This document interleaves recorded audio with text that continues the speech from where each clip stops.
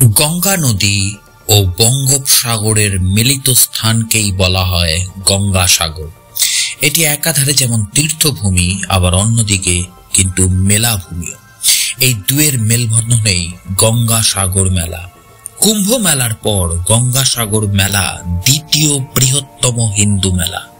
বাংলার বাইরে ও বিহার, উত্তরপ্রদেশ এবং অন্যান্য রাজ্য থেকেও প্রতি বছর লক্ষ লক্ষ পুণ্যার্থীরা পবিত্র তীর্থস্থান লাভের আশায় ভিড় জমান এই গঙ্গাসাগরে।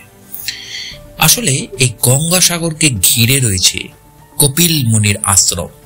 এই কপিল মুনির আশ্রম এবং এই কপিল মুনি সম্বন্ধে অনেকেই সঠিক জানেন না।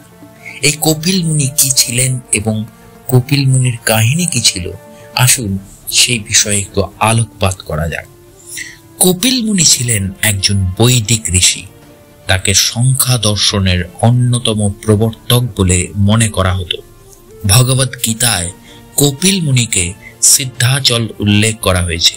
এছাড়াও হিন্দু প্রচলিত বিশ্বাস অনুসারে তিনি ব্রহ্মার পৌত্র, মনুর বংশধর।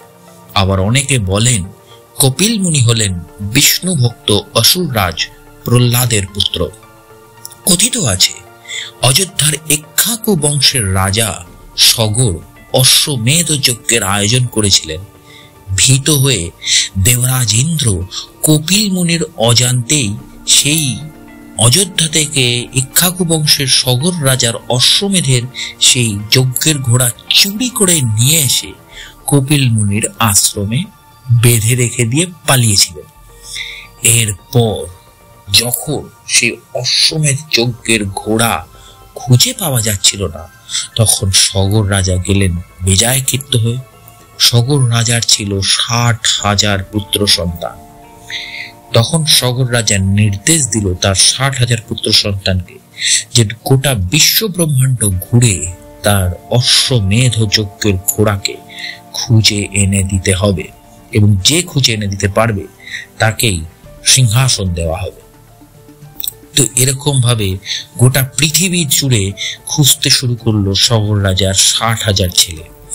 কিন্তু খুঁজতে খুঁজতে সেই 60,000 ছেলে আবার এসে মিলিত হলো একটি জায়গায়, এবং সেই জায়গাটি ছিল এই কপিল মুনির আশ্রমে। রাজার 60,000 সন্তান ঘোড়া খুঁজতে এসে উপস্থিত হলেন যখন কপিল মুনির আশ্রমে, তারা কিন্তু না বুঝেই কপিল মুনিকে চোর বা অপরাধী সাব্যস্ত করে দিলেন। কপিল মুনি তখন বেজায় ক্ষিপ্ত এবং রেগে গেলেন, কারণ তিনি তো জানেনই না তার আশ্রমে দেবরাজ ইন্দ্র গোপনে সেই সগর রাজার অশ্বমেধের ঘোড়াকে বেঁধে দিয়ে চলে গেছে। কপিল মুনি রেগে গিয়ে তখন সগর রাজার 60,000 পুত্র সন্তানকে অভিশাপ দিলেন এবং সেই অভিশাপে এই 60,000 পুত্র সন্তান ভস্মীভূত হয়ে গেল। এদিকে সগর রাজবংশের উত্তর পুরুষ ভাগীরথ, তিনি যখন বহু বছর পর কপিল মুনির আশ্রমে এসে তার পূর্বপুরুষদের মোক্ষ লাভের উপায় জানার উদ্দেশ্যে কপিল মুনিকে অনুরোধ করলেন, ভগীরথের ব্যবহারে মুগ্ধ কপিল মুনি ভগীরথকে নিদান দিলেন যে একমাত্র স্বর্গ থেকে মা গঙ্গাকে যদি নদী প্রবাহের মাধ্যমে আশ্রম অঞ্চলে নিয়ে আসতে পারেন, তবেই মা গঙ্গার জলের স্পর্শে তার পূর্বপুরুষের মোক্ষ বা মুক্তি লাভ সম্ভব। সব শুনে ভগীরথ গেলেন স্বর্গে মা গঙ্গাকে আহ্বান করতে। মা গঙ্গা বললেন, তিনি যদি স্বর্গ থেকে সম্পূর্ণ প্রবাহ নিয়ে মর্তে আছড়ে পড়ে, তাহলে পৃথিবী কক্ষচ্যুত হয়ে যাবে। তখন উপায় কি? উপায় খুঁজতে তখন ভগীরথ দেবাদিদেব মহাদেবের শরণাপন্ন হলেন। ভগীরথের কাতর আর্জিতে মহাদেব গঙ্গাকে তার জটায় ধারণ করে একটু একটু করে গঙ্গা নদীর প্রবাহের জলের স্রোত মর্তে নিক্ষেপ করতে লাগলেন। আর ভগীরথ সেই স্রোতস্বিনী গঙ্গাকে পথ দেখিয়ে নিয়ে চললেন কপিল মুনির আশ্রমের পানে। এই মকর সংক্রান্তির দিনেই গঙ্গা স্বর্গ থেকে মর্তে নেমে এসেছিল। কপিল মুনির আশ্রমের পানে সাগর সঙ্গম সগর রাজার 60,000 সন্তান তাদের উত্তরাধিকার ভগীরথের চেষ্টায় কপিল মুনির নির্দেশে এবং গঙ্গার জলের স্পর্শে মোক্ষ বা মুক্তি লাভ করেছিল এই মকর সংক্রান্তির দিনে। তাই এই কারণে হিন্দু ধর্ম বিশ্বাসীদের কাছে এই মকর সংক্রান্তির দিন গঙ্গাসাগরে স্নান একটি পবিত্র তীর্থ। আবার মহাভারতের বন পর্ব তীর্থযাত্রায় গঙ্গাসাগরের কথা বলা হয়েছে। এছাড়াও পাল বংশের রাজা দেবপাল একটি লিপিতে তার গঙ্গাসাগর সঙ্গম ধর্মানুষ্ঠান করার কথা বলেছিলেন।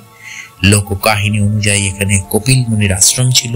এক সময় সে যে সমুদ্রগর্ভে বিলীন হয়ে গেল, সেটিকে কেন্দ্র করে তার ভক্তদের সমাগম বাড়তে থাকত। 16 শতকের প্রাচীন পুঁথি তীর্থ তত্ত্ব প্রদায়নীতে কপিল মুনির মন্দিরের উল্লেখ রয়েছে। এক সময়ের জনপ্রিয় বাংলা পত্রিকা হরকরায় 1837 সালের 4 ফেব্রুয়ারি গঙ্গাসাগর মেলা নিয়ে এক প্রবন্ধ ছাপা হয়েছিল। তাতে লেখা হয়েছিল, এই স্থানে যে এক মন্দির আছে, তাহার লোকের কাছে 1400 বছর হইল গ্রথিত হইয়াছে। এই মন্দিরে কপিল মুনি নামে প্রসিদ্ধ দেবরূপ এক সিদ্ধ পুরুষ প্রতিষ্ঠিত আছেন। যোগেশ চন্দ্র রায় তার পূজা পার্বণ গ্রন্থে এই প্রসঙ্গে বলেছেন, কুরুক্ষেত্র যুদ্ধে সূর্যবংশীয় রাজা বৃহৎবল নিহত হয়েছিলেন। ভগীরথ তারই পূর্বপুরুষ। উভয়ের মধ্যে 52 পুরুষের ব্যবধান, 53 পুরুষে 1300 বছর। কুরুক্ষেত্র যুদ্ধ হয়েছিল খ্রিস্টপূর্ব 1441 অব্দে। অতএব ভগীরথ খ্রিস্টপূর্ব 2741 অব্দে ছিলেন এই পৃথিবীর বুকে। সেই সময় কপিল মুনির আশ্রম ছিল। এবং বঙ্কিমচন্দ্র চট্টোপাধ্যায়ের কাছে আমরা কপালকুণ্ডলা উপন্যাসে কিন্তু এই কপিল মুনির আশ্রম এবং গঙ্গাসাগরের ব্যাখ্যা পাই। তাই কথায় বলে, সব তীর্থ বারবার, গঙ্গাসাগর একবার। তো অবশ্যই জুড়ে থাকুন আমার চ্যানেলের সাথে এবং পেজের সাথে। দেখা হচ্ছে পরের ভিডিওতে, আর আরো অন্যান্য কাহিনী নিয়ে আসছি। নমস্কার।